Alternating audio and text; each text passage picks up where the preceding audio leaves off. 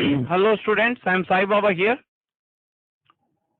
So in my previous class, I just started the discussion about second law of thermodynamics.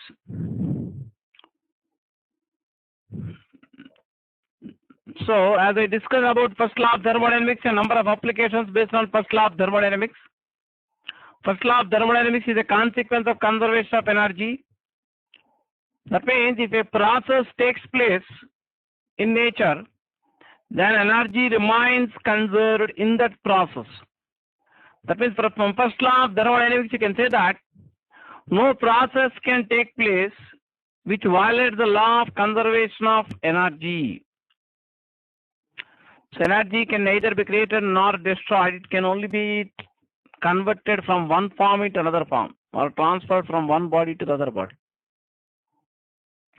But you can talk about number of changes or processes which may not violate the law of conservation of energy, but do not actually can happen. So, for example, it is a common observation that when a body is at higher temperature and another body at lower temperature, that means a hot body and cold body, are placed in contact or brought into thermal contact with the help of a conducting metallic conducting rod. Then transfer of heat energy, I mean spontaneous flow of heat energy.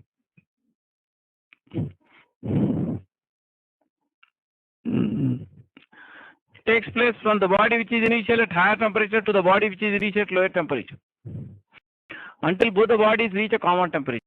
So this we discuss in the calorimetry, principle of calorimetry also, until both the bodies reach a common temperature. When both the bodies reach the common temperature, we can say that heat lost by the hot body is equal to heat gained by the cold body. But if you talk about the converse process, that means when the hot body and cold body are placed in contact or connected by metallic conducting rod, suppose if transfer of heat energy, I mean I am talking about the theoretical way. Suppose if transfer of heat energy takes place from colder body to the hotter body, so that heat energy lost by the cold body is equal to the heat energy gained by the hot body. Then still you can say that conservation of energy or first law of thermodynamics is not violated. But can it happen in practice? As all of us know, that spontaneous transfer of heat energy cannot take place from colder place to hotter place or from colder body to hotter body without expenditure of any work or energy from outside. That means it is impossible to transfer heat from a colder place to hotter place without the expenditure of any work or energy from outside. That means second law of thermodynamics is stated in order to include all such practical impossibilities into the laws of thermodynamics. And another thing is, if a given amount of quantity of heat energy is completely converted into work, then conservation of energy is not violated. That means first law of thermodynamics is not violated if a given quantity of heat is completely converted into work. But in practice, it's not possible to convert a given quantity of heat completely into work without leaving any part of the heat or without rejecting any part of the heat anywhere. As I discussed in the case of reversible Carnot's heat engine, the efficiency of reversible Carnot's heat engine we write W by Q1, that you can write 1 minus T2 by T1.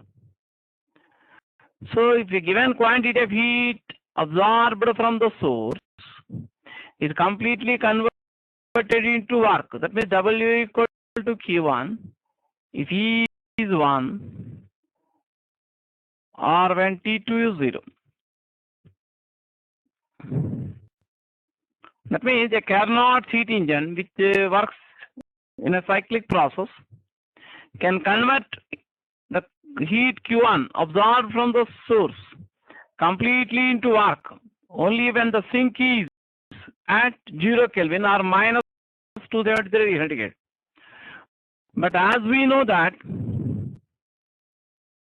it is not possible to practically reach the temperature 0 Kelvin or minus 273 degrees centigrade in practice. That means it is impossible to construct a cyclic device which operating in a cyclic process can transfer given amount of heat completely into work without leaving any part of it anywhere. That means second law of thermodynamics is stated in order to include all such practical impossibilities or practical limitations of first law of thermodynamics into the laws of thermodynamics. But when a given quantity of heat is completely converted into work, energy conservation or first law of thermodynamics is not violated. But it is against the second law of thermodynamics. That means second law of thermodynamics is stated in order to include all such practical impossibilities or practical limitations of first law of thermodynamics into the laws of thermodynamics. And second law of thermodynamics can be stated in two ways. So one more thing is coming to the case of Carnot's ideal refrigerator. As I discussed in the earlier cases, a refrigerator transfers heat from a colder place to a hotter place. A Carnot's refrigerator or in general refrigerator or heat pump transfers heat from a colder place to a hotter place with the expenditure of work or energy from outside. But it is impossible to construct a refrigerator which can spontaneously transfer heat from a colder place to a hotter place without expenditure of any work or energy from outside.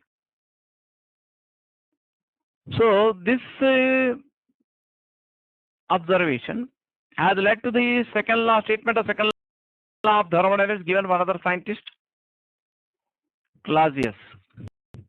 So there are two statements of second law of thermodynamics. First statement of second law of thermodynamics is called Kelvin-Planck statement. The other statement of second law of thermodynamics is given by scientist Clausius. So I am now going to show both these statements of the second law of thermodynamics, and it can be shown that both these statements are equivalent to each other. Because as I discussed earlier, a Carnot's ideal refrigerator is nothing but a Carnot's reversible heat engine running in the backward direction. But every process in the Carnot's heat engine is reversible. So when you reverse the cycle, which is discussed in the plan of Carnot's heat engine, Carnot's ideal heat engine, we get the plan of the Carnot's ideal refrigerator. So I am going to show you the two equivalent statements of second law of thermodynamics now on the screen. So those who are writing the notes, they can get ready with your notebook and pen. Come on, look at the screen here. There are two equivalent statements. There are two equivalent statements of second law of thermodynamics, TD short form for thermodynamics. The first statement, Kelvin-Planck statement.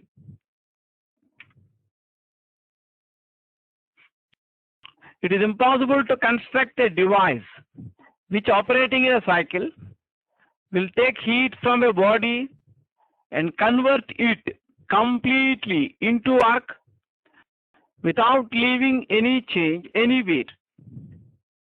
Come on, those are writing the notes, please take a pause and finish writing the notes up to here. Even if you are not writing the notes, please go through the statement.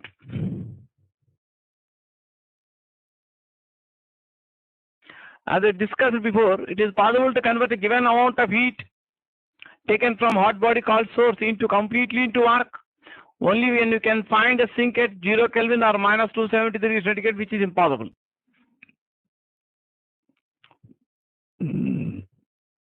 So next I am going to show you the other statement of second law of thermodynamics, Clausius statement, which we call. So I am now going to read out this Clausius statement.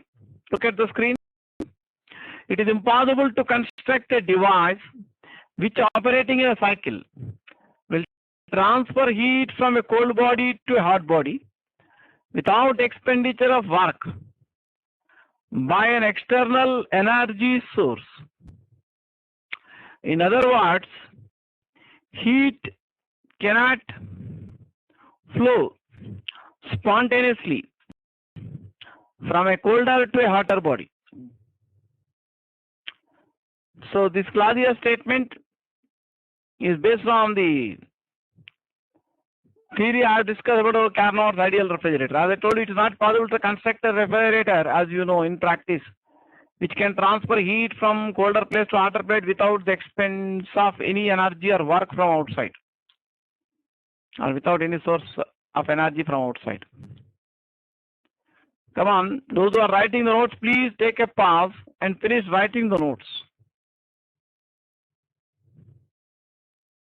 So next I am going to show you the statements of the Carnot theorem. So I am going to read out the statement of the Carnot theorem.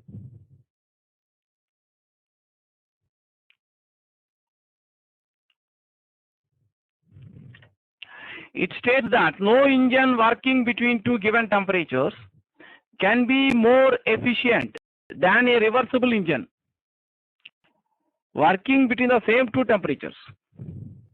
And all the reversible engines working between the same two temperatures will have the same efficiency, whatever the working substance. This follows from second law of thermodynamics. That means it can give you the explanation or proof for Carnot theorem based on second law of thermodynamics. Of course, I am not going to discuss the proof part for Carnot theorem. Please remember the statement. So as I discussed earlier about the efficiency of thermal efficiency of heat engine can be written as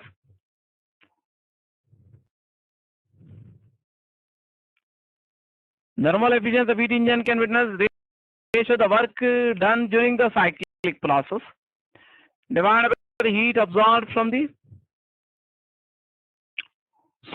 source. And thermal, this is a general expression for efficiency, and this cannot be more than the efficiency of reversible heat engine. That means the maximum possible efficiency of a heat engine working between two temperatures T1 and T2. I mean, if T1 is the temperature of the hot body called source and T2 is the temperature of the cold body. That means the efficiency of any heat engine will be less than, or at the most may be equal to the efficiency of Carnot heat engine.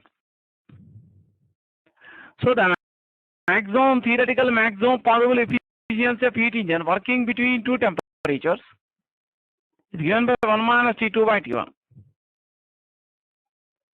So thermal efficiency of heat engine in general can be done W by Q1. That means if you consider a heat engine which is not an ideal heat engine, that means which is not based on the reversible heat engine, it's reversible heat engine, then its efficiency W by Q1 will be less than the efficiency of Carnot's ideal heat engine.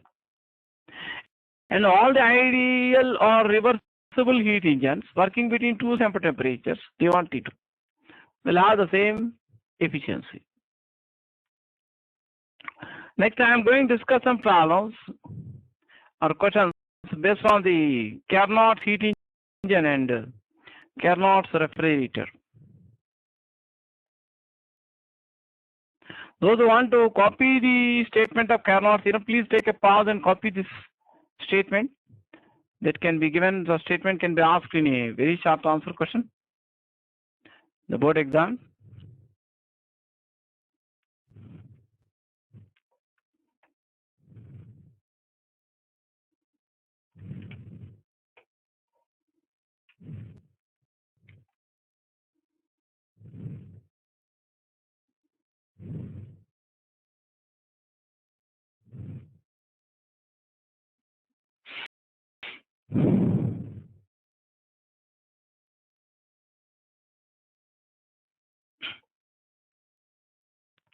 So you have not been specifically mentioned about this absolute scale of temperature in the syllabus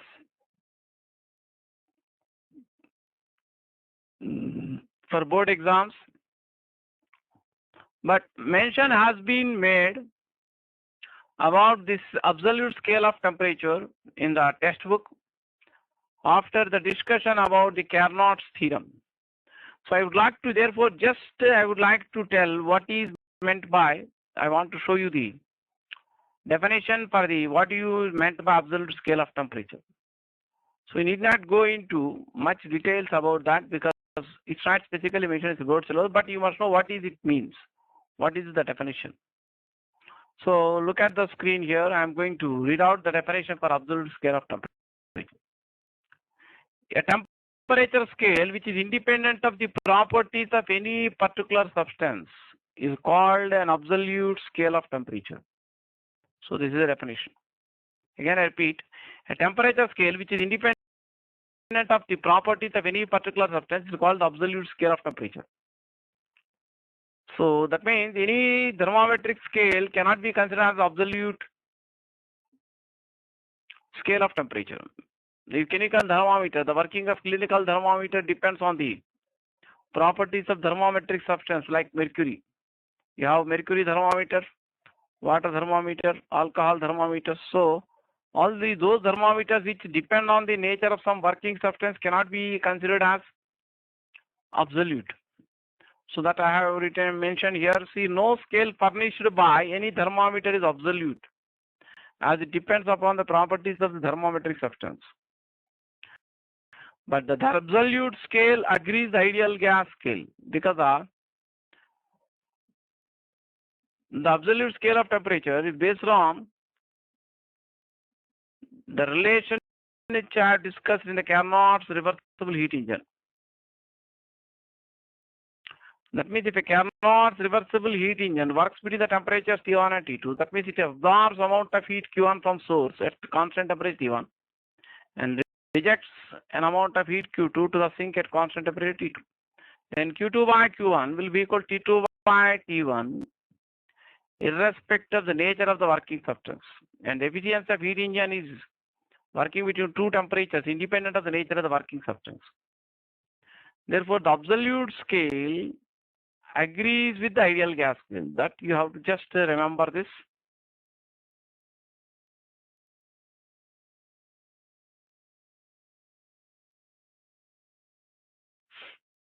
So next I am going to discuss some problems here based on the Carnot heat engine and refrigerator. Look at the problem number 11. On the screen, I am going to read out the problem number 11 and discuss this problem. One of the efficient engines operates between 2100 Kelvin and 700 Kelvin. Its actual efficiency is 40%. What percentage of its maximum possible efficiency is this? So maximum possible efficiency, I mean maximum possible percentage efficiency of the heat engine is nothing but the efficiency of the Carnot's reversible heat engine working between the same two temperatures. That is 1 minus T2 by T1 into 100%. That is here T2 is the temperature of sink or lower temperature 700 Kelvin.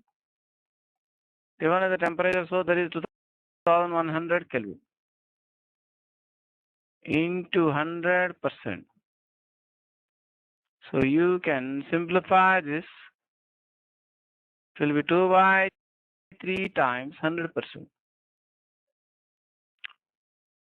That means the percentage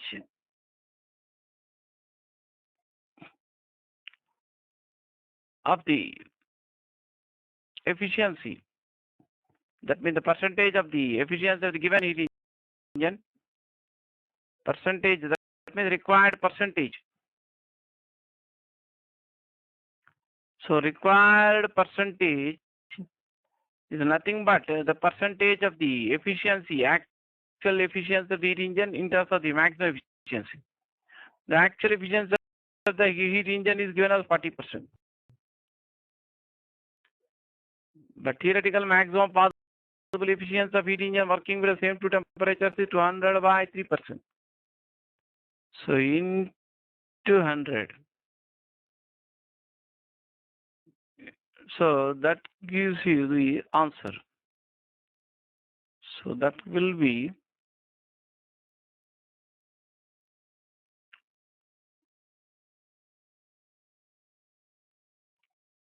so answer will be 60%.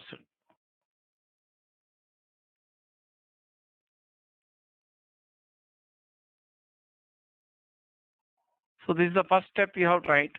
This is the last, next step, second step. So those who want to copy the solution of the problem, they can take a pause and copy the solution of the problem.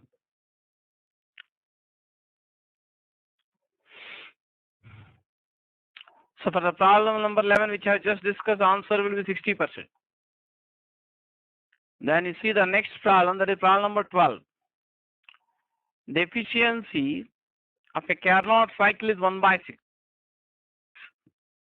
On reducing the temperature of the sink by 60 degrees centigrade, the efficiency increases to 1 by 3. Find the initial and final temperature between which the cycle is working. So in the first case, the efficiency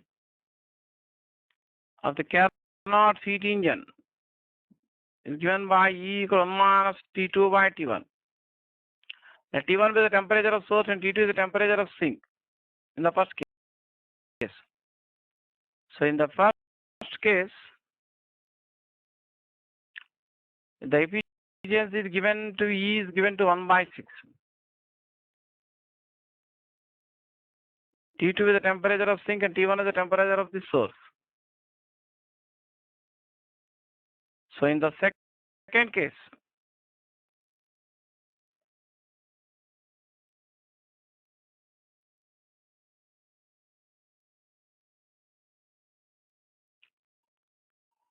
the temperature of the source will be same, but temperature of the sink decreased by 60 degrees centigrade.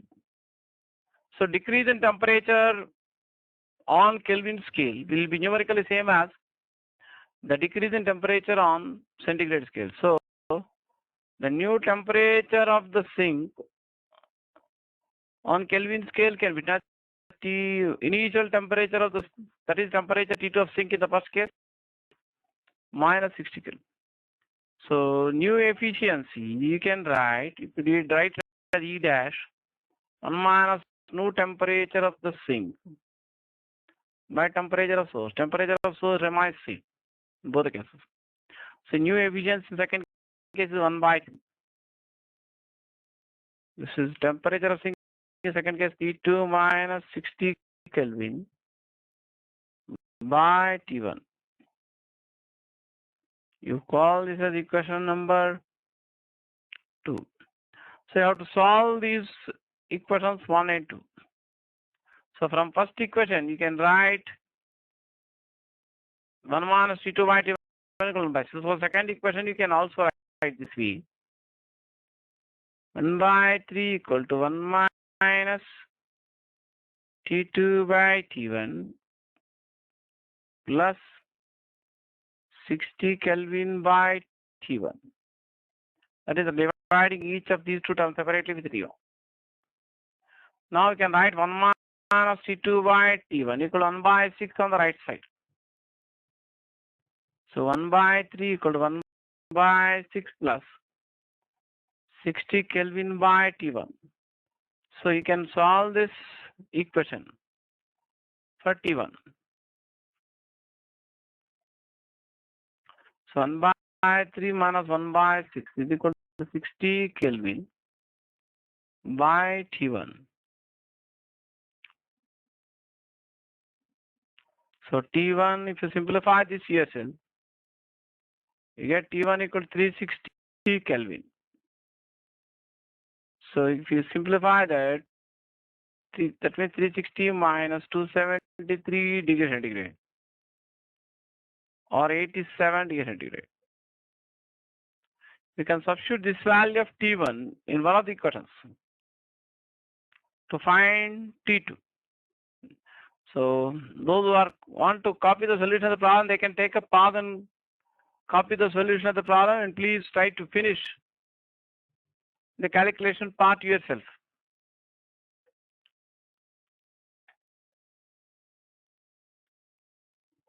So if you substitute this value of T1 into the first equation,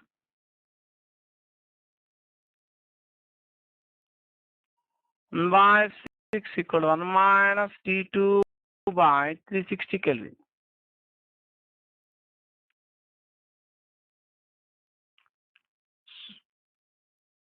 So you get, if you simplify this further, you get T2 equal to 60 Kelvin. 1 minus 1 by 6 or 5 by 6. So that will be 60 into 5 or 320 300 Kelvin. Try to do the simplification part yourself. So if you convert it into centigrade, it will be 27 degree centigrade. That means in the first case, temperature of source is 87 degree centigrade. Temperature of sink will be 27 degree centigrade. Whereas in the second case, temperature of sink will be 300 minus 60 Kelvin or 240 Kelvin or 240 minus 273.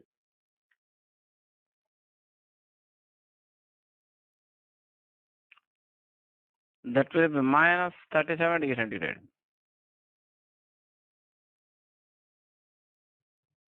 Minus.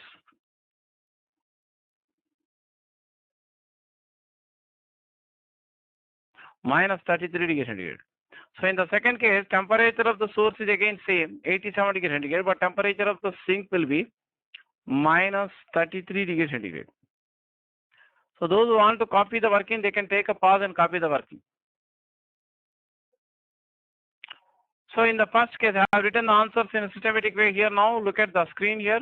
The first case, the temperatures of source and sink are 87 degree centigrade, 27 degree centigrade. Whereas second case, temperatures of source and sink are 87 degree centigrade and minus 33 degree centigrade. Then look at the screen here. So for next problem, problem number 13, a refrigerator is fitted with a motor of 200 watts. The temperature of its freezing compartment is minus 3 degree centigrade, and that of room air is 27 degree centigrade. Calculate the maximum amount of heat which the refrigerator can remove from the freezing compartment in 10 minutes. So maximum means you have to consider the given refrigerator to be Carnot's ideal refrigerator. Now let us see power of the motor fitted is given, and therefore work done in 10 minutes. Power you can write work done by time. So the work that is supplied to the refrigerator is equal to power into time. That is 200 watts into what? 10 minutes means 10 into 60 seconds. So the work that is supplied for transfer of heat will be 12 into 10 to the power of 4 joules.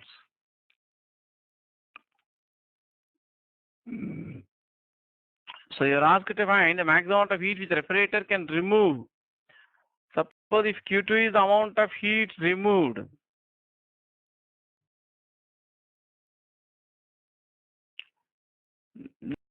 then you can write if W is the amount of work done on the refrigerant and Q2 is the actual quantity of heat energy removed from the colder place, that is from inside the freezing compartment to hotter place outside, that is to the room, then actual quantity of heat is given to the surrounding room from freezing compartment is given by Q1 equal to Q2 plus W.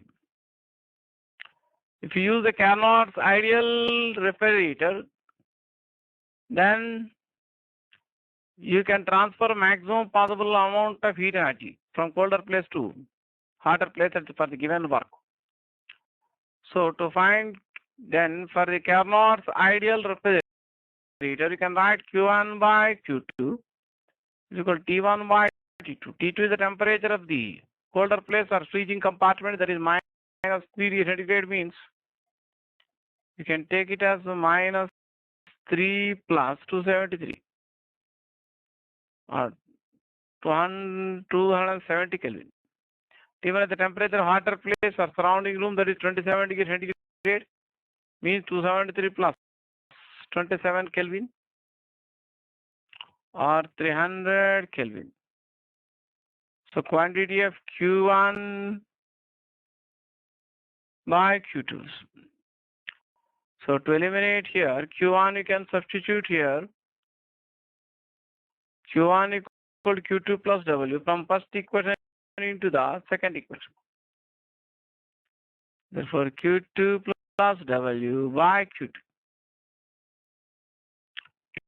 T1 by T2, 300 Kelvin by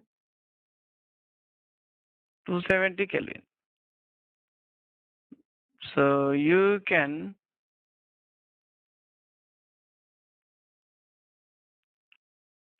simplify this further.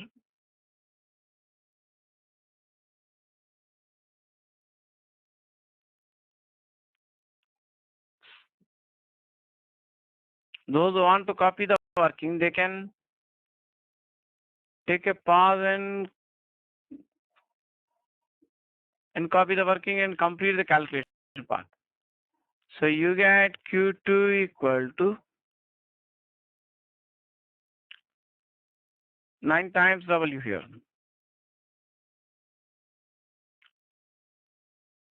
That is 9 in times. I'm writing last step here. 9 into 12 into 10 power 4 joules. Or 108 into 10 to the power of 4 joules. Or you can write 1080 kilojoules. So those who want to copy the working, they can take a pause and please finish writing the working.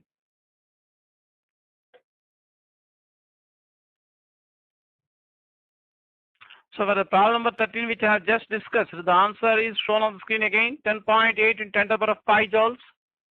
Of course, you can solve the problem more faster if you remember the formula for the minimum work required to transfer a given amount of heat Q2. In the case of Carnot's ideal refrigerator, then you can directly substitute all the given quantities into the formula I have discussed earlier. Then will be able to solve the problem more faster. So next I am going to show the next problem number 14. Look at the problem number 14 on screen. Refrigerator works between minus 10 degree centigrade and plus 27 degree centigrade, while the other between minus 20 degree centigrade and plus 70 degree centigrade, both removing 2000 joules of heat from the refrigerator. Which one will you choose? That means you have to find out which refrigerator is more suitable, means which has better performance or better efficiency. So a refrigerator for which coefficient of performance is larger, you can say that it is more efficient. So here the coefficient of performance has given you the formula. The coefficient of performance of the refrigerator is equal to the heat removed from colder place divided by the work required.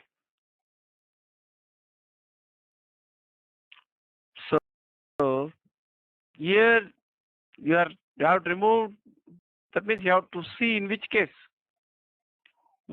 least work is required to remove given amount of heat. This W can be written as Q1 minus Q2. I'm writing the formula for coefficient of performance in terms of E. For Carnot's ideal refrigerator. For Carnot's ideal refrigerator, the formula will be T2 by T1 minus T2. K represent the coefficient of performance. So coefficient of performance of the first refrigerator denoted by K1. For first refrigerator, T1 means higher temperature, 27 degree centigrade. Means you convert 27 degree centigrade into Kelvin.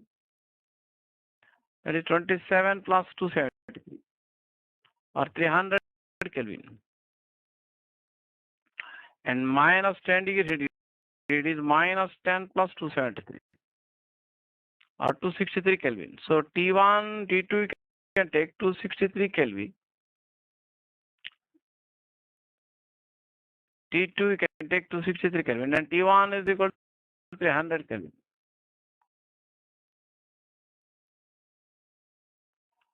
So that will be 263 by 37. For second refrigerator, for second case, and another second refrigerator, T1 is 70 degree centigrade, means 273 plus 17 or 290 Kelvin. And lower temperature T2 is of the colder places minus 20. So minus 20 plus 273 Kelvin or 253 Kelvin. So here T2 should be taken as 253 Kelvin for second refrigerator. And T1 is equal to 290 Kelvin. So that will be 253 by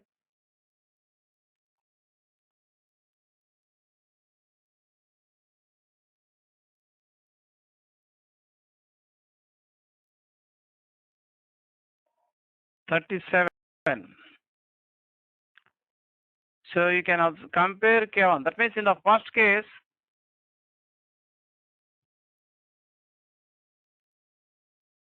I've taken T1 as 27 plus 273 or 300 Kelvin. T2 as minus 10 plus 273 Kelvin or 263 Kelvin. The second case,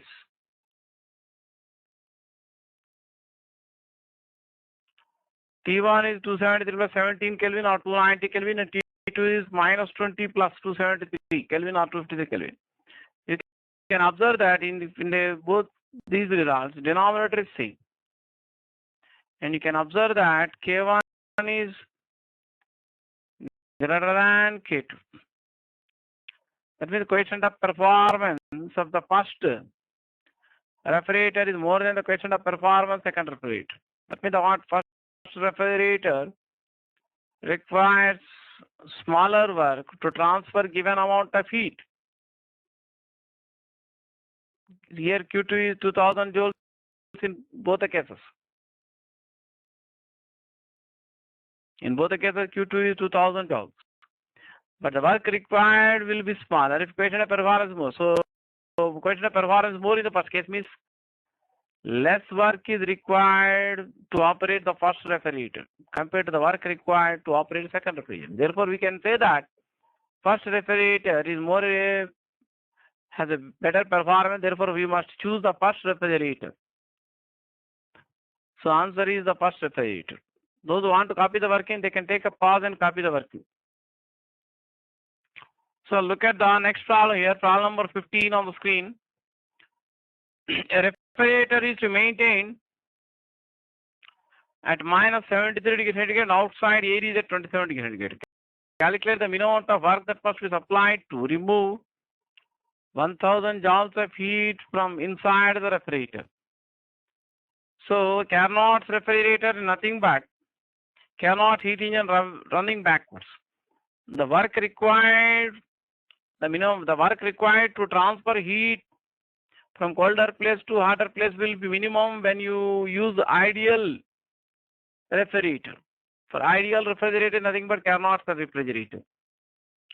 That means same as Carnot cycle which is used in the Carnot heat engine can also be used or employed in the case of Carnot ideal refrigerator because it is process reversible.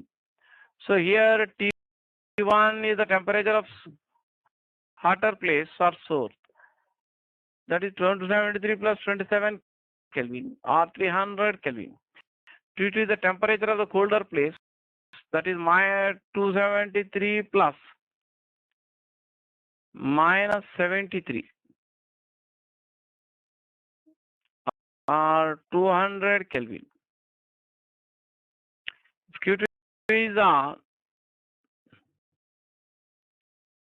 heat removed from hotter place, and Q1 is the actual amount of heat transferred to the.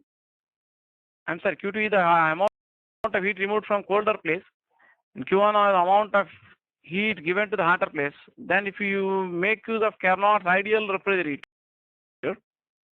then Q2 by Q1 can be written as T2 by T1. So here, the actual quantity of heat transferred from colder place to the hotter place is equal to the Q2, which that is the amount of heat removed from colder place, that is from inside the refrigerator, that is 1000 joules, plus work done on the refrigerator by the agent. So therefore, you can substitute Q1 equal to Q2 plus W here. Or if you divide this equation, both the sides, with Q2.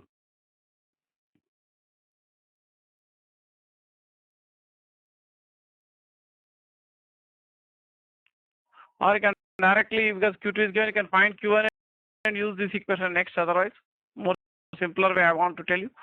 So Q1 can be written as T1 by T2 into Q2. That is 300 Kelvin by 200 Kelvin into 1000 joules. 1500 joules. That means if you make use of Carnot's ideal refrigerator, then Q1 will be 1500 joules, and Q1 can be written as Q2 plus W. So this step can avoid. So W can be written as Q1 minus Q2. I mean the minimum work required. will be 1500 joules minus 1000 joules. That means the work required to transfer given amount of heat from inside the refrigerator to outside will be minimum if you use a Carnot radial refrigerator. For Carnot radial refrigerator, you can write Q2 by Q1 equal to T2 by Q1. For any other refrigerator which is not identical to the Carnot radial refrigerator, more work would be required than this. So minimum work required to transfer 1000 joules of heat from inside the refrigerator to outside is 500 joules. So answer is 500 joules. Those who want to copy the working, please take a pause and finish copying the working. So for problem number 15, which I have just discussed now, the answer will be 500 joules. So in my next class, so with this, by and large, I have completed the theory part and some selected problems in thermodynamics. But in my next class, I am going to show you the assignment in thermodynamics. I mean, first set of questions in the assignment in thermodynamics, questions 1 to 30. So you have to go through the questions 1 to 30, which I am going to show in my next class. That is the first part of the assignment in thermodynamics. First, you make an effort from your side, try to answer as many questions as you can. So don't get discouraged if you are not able to answer good number of questions. And if you are not able to answer most of the questions, then you can do like this. You try to go through the solutions of the assignment in thermodynamics, which I give you later classes. Then again, after going through the solutions of the questions in the assignment in thermodynamics, again you can take a gap of 1 day, again come back to the assignment in thermodynamics. Then you try to work out the questions in the assignment in thermodynamics without looking into the solutions. Okay, I will continue. I will show the assignment in thermodynamics next class.